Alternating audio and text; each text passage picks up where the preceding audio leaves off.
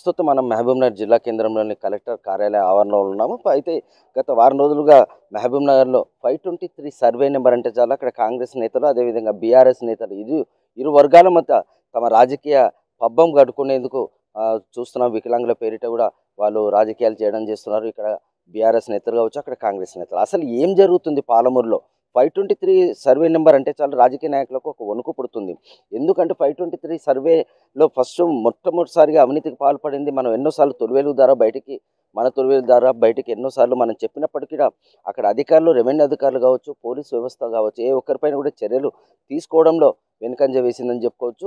ఇప్పుడు ఆ పార్టీ అప్పట్లో ఉన్న నేతలు ఎవరైతే 523లో కీలక రోల్ వహించిండ్రో వాళ్ళంతా ఈరోజు మళ్ళీ కాంగ్రెస్లో జాయిన్ కావడం. అసలు 523లో ఏం జరగబోతుంది?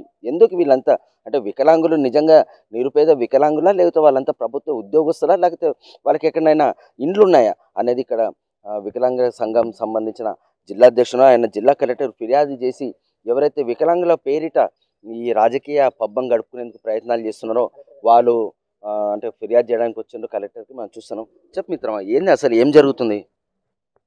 నా పేరు ఎం శ్రీనివాసులు, నిరుద్యోగ యువ వికలాంగుల సంఘం జిల్లా అధ్యక్షునిగా పనిచేస్తున్నాను. ఈరోజు మా దివ్యాంగ మిత్ర బృందంతో ఇక్కడ కలెక్టర్ గారిని కలవడానికి జరిగింది. కలెక్టర్ గారు బిజీ షెడ్యూల్ ఉండడం వల్ల కలెక్టర్ గారు మధ్యాహ్నం 3 గంటలకు రావచ్చని అధికారులు చెప్పారు. మేడం వచ్చే వరకు వెయిట్ చేయడానికి ఇక్కడే ఉన్నాము. 523 సర్వే నెంబర్లో యాక్చువల్గా అక్కడ ఏం జరుగుతుందంటే దివ్యాంగులకు ఉన్నటువంటి ప్లాట్లను ఇతరులకు అమ్ముకొని వాళ్ళు సొమ్ము చేసుకుంటున్నారు, బోగస్ పట్టాలు సృష్టించి. మా డిమాండ్ ప్రత్యేకంగా ఏంటంటే అక్కడ దివ్యాంగులకు ఎవరైతే బోగస్ పట్టాలు సృష్టించి అర్జిస్తున్నారో వాళ్ళ మీద చర్యలు తీసుకోవాలి. అక్కడ ఎలిజిబుల్గా ఉన్న దివ్యాంగులు ఎవరైతే ఉన్నారో వారికి ప్రభుత్వం పట్టాలు ఇవ్వాలి. మరియు నిన్నమొన్న జరిగిన డిమాలిషన్ కార్యక్రమంలో హైదరాబాద్లో కూలగొట్టడం జరిగింది. అక్కడ బోగస్ పట్టాలు ఉన్న వాళ్ళనే అధికారులు కూలగొట్టారు. మా డిమాండ్ ప్రధానంగా ఏంటంటే అక్కడ బోగస్ పట్టాలు ఉన్న వాళ్ళే కొన్ని ఇండ్లు విడిచిపెట్టారు, వాళ్ళకి ఇట్లా కూలగొట్టి ఎలిజిబుల్ ఉన్న వికలాంగులకు తప్పకుండా న్యాయం చేయాలని, మరియు గత ప్రభుత్వంలో ఉన్న బీఆర్ఎస్ మంత్రి శ్రీనివాస్ గౌడ్ గారికి కూడా అప్పుడున్న మంత్రి గారు కూడా ఈ ఇష్యూల మీద వివరించడం జరిగింది. ఆయన మంత్రి గారు కూడా అప్పుడు ఒక వ్యక్తి మీద ఎఫ్ఐఆర్ కూడా నమోదు చేయమని అధికారులకు సూచిస్తే వెంటనే ఆ వ్యక్తి మీద ఎఫ్ఐఆర్ కూడా కావడం జరిగింది. కానీ ఆ వ్యక్తి మీద ఎఫ్ఐఆర్ అయినటువంటి పోలీస్ స్టేషన్లో మరి ఏం జరిగిందో కానీ ఆ వ్యక్తి కేసు ఏమైందని ఇట్లా తెలుస్తలేదు. మరి అధికారులు చెప్తలేరు, మాకు అది ఎంతవరకు తెలుస్తలేరు. ముఖ్యంగా ఏంటంటే శ్రీనివాస్ గౌడ్ గారు కూడా మొన్న వచ్చి దివ్యాంగులను ఓదార్చే కార్యక్రమంలో దాంట్లో ఎలాంటి పసలేదు. అక్కడ ఏం జరుగుతుందంటే మాజీ మంత్రి గారిని దివ్యాంగులు ఈజీగా బుక్ చేశారు. వాళ్ళు అక్కడ ప్రభుత్వ ఉద్యోగులు ఒక్కొక్కరు 4-5 ఇండ్లు నిర్మించుకున్నారంటే దాంట్లో దివ్యాంగులను పట్టాలు వచ్చిన వాళ్ళను పక్కకు దొబ్బేసి వాళ్ళు 4 ఇండ్లు, 2 కొడుకులకి ఇండ్లు, బిడ్డకి ఇండ్లు, మళ్ళీ ఇంకో పట్టం ఇంకొకరికి అమ్ముకోవడం ఎవరు చూపించగలుగుతావా? నువ్వు ప్రభుత్వ చూపియండి. దానిలో ప్రభుత్వ ఉద్యోగి ఎల్లయ్య గారిని డిఎంహెచ్ఓలో పనిచేస్తారు. తనకు నెలకు దాదాపు 70-80 వేల జీతం ఉంటుంది ఈయనకు. ఈయన శంకర్ నాయక్, ఈయన 4 ఇండ్లు కట్టిండు. 4 ఇండ్లు కట్టిన అధికారులకు ఇట్లా మేము ఆల్రెడీ ఇచ్చినాము, ఎవరు చర్యలు తీసుకోలే. గత ప్రభుత్వానికి ఇట్లా ఎన్నోసార్లు విన్నవించడం, చర్యలు తీసుకోలే. ఇప్పుడు రేవంత్ రెడ్డి గారు ప్రభుత్వం వచ్చిన తర్వాత న్యాయం చేయాలని చెప్పేసి ఎలిజిబుల్ ఉన్న వికలాంగులకు న్యాయం చేయాలి, ఎవరైతే బోగస్ పట్టాలు సృష్టించారో వాళ్ళందరి మీద చర్యలు తీసుకోవాలని ముఖ్యమంత్రి గారికి మరియు జిల్లా ఎమ్మెల్యే మహబూబ్నగర్ అసెంబ్లీ నియోజకవర్గం ఎమ్మెల్యే గారికి కూడా ఎన్ఎం శ్రీనివాసరెడ్డి గారికి ప్రత్యేకంగా మేము విజ్ఞప్తి చేస్తున్నాము. ఎమ్మెల్యే గారు వెంటనే చర్యలు తీసుకొని సంబంధిత అధికారులకు ఆదేశిస్తారా, ఏం చేస్తారనేది వికలాంగులకైతే న్యాయం చేయాలి. ఇంకొకటి, ఇక్కడ ఉన్న వ్యక్తి ఇలియాజ్, ఈయన మద్దూరు మండల్ ఎంపీడీఓ ఆఫీస్లో ఈయన జాబ్ చేస్తాడు. ఈయనకు 70-80 వేల జీతం. ఈయన కూడా ఫస్ట్ వచ్చిన పట్టణం వేరే ఇతరులకు అమ్ముకున్నాడు. అమ్ముకొని మళ్ళీ ఇప్పుడు మొన్న డిమాలిషన్ చేసిన దాంట్లో బేస్మెంట్ తీసుకున్నాడు. ఆ బేస్మెంట్ అయితే ఏం కూలగొట్టినట్టు అధికారులు. మరి దీంట్లపైన చాలా విచారణ లోతుగా చేయాలి. అసలైన వికలాంగులు, పట్టాలున్న వికలాంగులను నిరాశ్రయులు చేసి వాళ్ళు పట్టా ఇంట్లో పెట్టుకొని ఎక్కడ పోయిందో అనే ఆ మీమాంసలో ఉన్నారు. వారికి న్యాయం చేయాలి ప్రభుత్వము. ఎమ్మెల్యే గారు మరియు కలెక్టర్ గారు కూడా వాళ్ళని ఇట్లా తోలుకొచ్చి త్వరలో వాళ్ళతోనే ఇలా ఫిర్యాదు అందిస్తాము. ఇక్కడ జరిగింది మొత్తం అంటే ఎవరు మొత్తం కారణానికి కారకులు ఎవరని చెప్పుకోవచ్చు? ఎందుకంటే నిజమైన వికలాంగులు నష్టపోయిందా, లేకపోతే వీళ్ళంతా ఎంప్లాయీస్ ఉండి ఎవరి చేత మోసపడిండ్రు వీళ్ళంతా? మొత్తం వీళ్ళు చేసేది మొత్తం నలుగురేస్తారా? ఎల్లయ్య, ఇలియాజు, ఇంకొక అతను భాస్కర్ రెడ్డి అని ఉన్నాడు, శంకరు, వీళ్ళంతా ఆడ మొత్తం నాటకాలు ఆడుకుంటా అసలైన వికలాంగులకు అన్యాయం చేస్తారు. గతంలో ఉన్న ప్రభుత్వాన్ని ఎన్నోసార్లు విన్నవించినాము, ఊసు ఏం లేదు. గతంలో ఉన్న మంత్రి గారికి ఇట్లా ఎన్నోసారి చెప్పినాం, మంత్రి గారి నుంచి ఇట్లా ఎన్నోసారి చెప్పినా కానీ చూద్దాం చేద్దాంలే అన్నారు.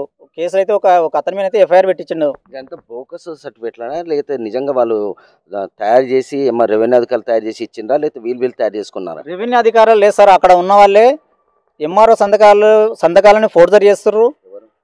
అక్కడ ఉన్న వాళ్ళు ఎవరో మరి వికలాంగుల దగ్గర సర్టిఫికెట్లు వచ్చినాయంటే ఎవరు, వీళ్ళు చేసిరా వాళ్ళు చేసిరా అధికారులు తెలుసాలి.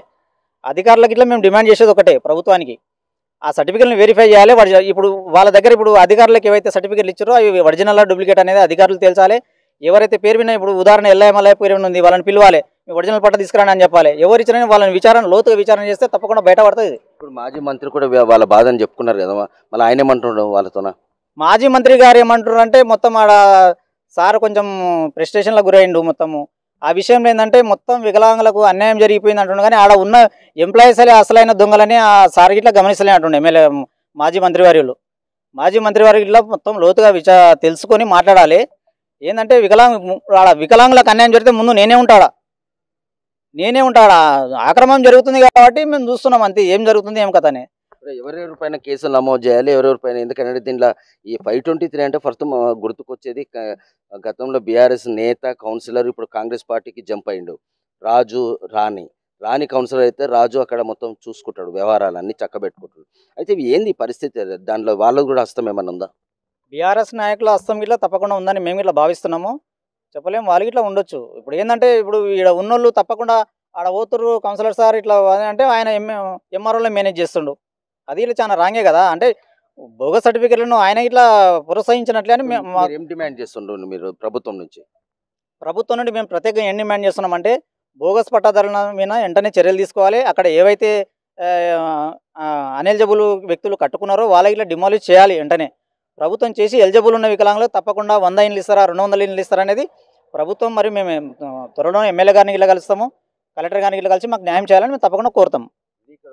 ఈ ప్రభుత్వం కంటే ముందుగా గత ప్రభుత్వంలో కూడా చాలా చోట్ల అక్రమాలు అన్యాయాలు జరిగాయి. కేవలం వికలాంగులు ఉన్నారనే చిన్న చూపుతో వీళ్ళేం చేయలేరనే తపనతోటే ఇలాంటి ఘోరాలు జరుగుతున్నాయి. సార్ ఇప్పుడు నేను ప్రభుత్వాన్ని ఒకటే డిమాండ్ చేస్తున్నా, ఇక్కడ ఉన్నటువంటి కలెక్టర్ని కానీ లేక ఎమ్మెల్యేని కానీ మన ముఖ్యమంత్రి రేవంత్ రెడ్డి సార్ గారిని కూడా. అయితే ఇక్కడ ఇప్పుడు కట్టిన ఇన్ని అక్రమాలు కొందరు సకలాంగులు నిర్మించుకున్నారు అందులో 523 సర్వే నంబర్లో, కానీ అర్హులకి దాదాపు ఇప్పుడు మన జిల్లాలో చూస్తే చాలామంది వికలాంగులు, కొందరికి అసలు గూడు అసలు ఏం లేదు సార్, అసలు చిన్న గుడిసె కూడా లేదు. అలాంటి వాళ్ళ కోసం ప్రభుత్వం ఇప్పుడు హైడ్రా అని హైదరాబాద్లో ఎట్లా ఆ తరహాలో జిల్లాలకు కూడా విస్తరిస్తామంటున్నారు. దానికి చాలా సంతోషం మేము. తర్వాత ఇక్కడ వచ్చేసి ఇల్లీగల్గా ఎవరైతే కట్టుకున్నారో ప్రభుత్వం కఠినమైన చర్యలు తీసుకొని వీళ్ళని అక్కడి నుండి తరిమేసి నిజమైన వికలాంగులు ఎవరైతే ఉన్నారో వాళ్ళకి మన 523 సర్వే నంబర్లో గల ఎంత మిగులు పట్టాలు ఉన్నాయో అవి నిజమైన వికలాంగులకు కేటాయించి, అవి కాకుండా ఇంకా అనేక మంది ఉన్నారు సార్, దాదాపు చాలామంది వికలాంగులు వెనుకబడి ఉన్నారు.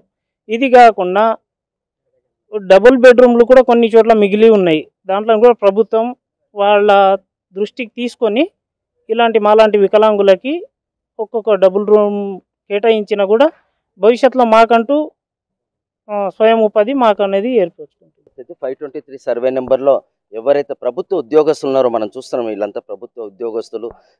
అంటే మాజీ మంత్రి శ్రీనివాస్ గౌడ్ను వీళ్ళంతా తప్పుదోవ పట్టించిండ్రు అని చెప్పి కూడా ఇక్కడున్న ఆ వికలాంగుల సంఘం అధ్యక్షులు చెప్పడం జరుగుతుంది. ఇప్పటికైనా లోతుగా విచారించి ఎవరైతే ఈ బోకస్ సర్టిఫికేట్లను, పట్టా సర్టిఫికేట్లను, డబుల్ బెడ్రూమ్కి సంబంధించిన 523లో బోకస్ సర్టిఫికేట్లను ఎవరైతే సృష్టించారో వాళ్ళందరినీ కేసులు నమోదు చేసి జైలుకు పంపించాలి. ఎందుకంటే